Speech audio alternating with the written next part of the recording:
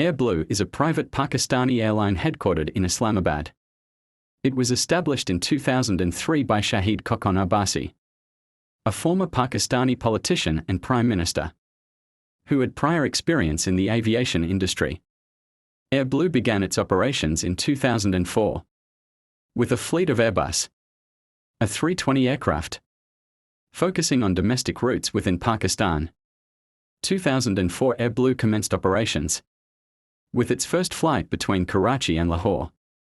It quickly expanded its domestic network to include major cities like Islamabad, Peshawar, and Quetta. 2006 the airline expanded internationally, launching flights to the United Arab Emirates (UAE), with services to Dubai and Sharjah.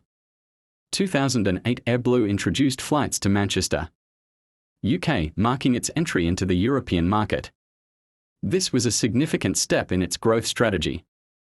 2010 the airline faced a tragic incident when Flight 202, an Airbus A321, crashed near Islamabad, resulting in the loss of all 152 passengers and crew on board.